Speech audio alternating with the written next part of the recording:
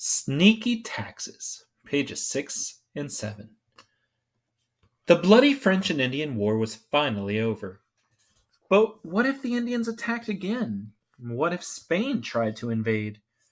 The British were still afraid of losing their colonies, so they decided to keep an army in America.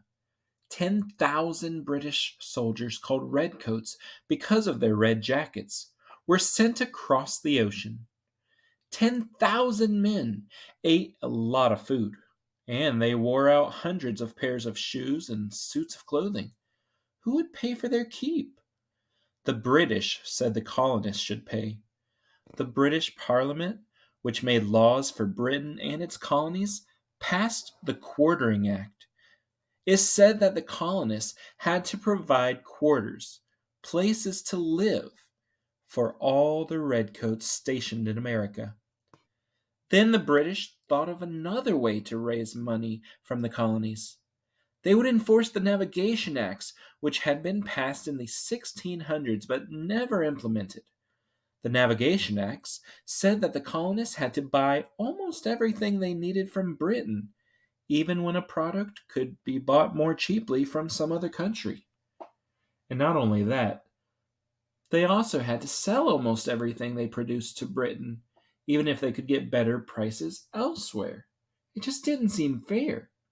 So people paid smugglers to bring in illegal foreign goods and to sell the colony's own goods to other countries.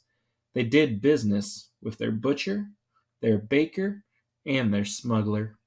When the British saw what was going on, they sent warships to patrol the American coast. Smugglers who were caught were fined and imprisoned.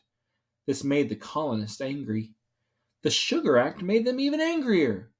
This act made it very expensive for the colonists to import one of their favorite products, molasses.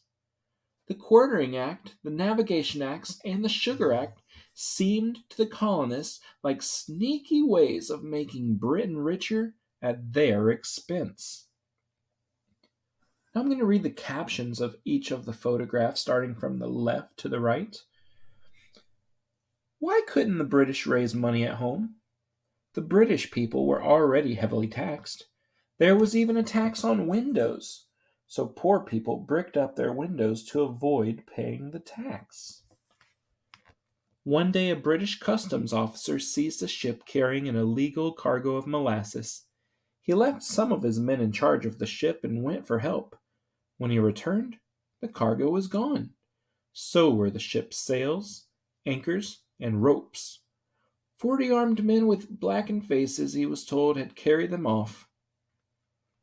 In addition to providing soldiers with a place to live, the Quartering Act made colonists responsible for furnishing each redcoat with candles, fuel, salt, bedding, and even drinks.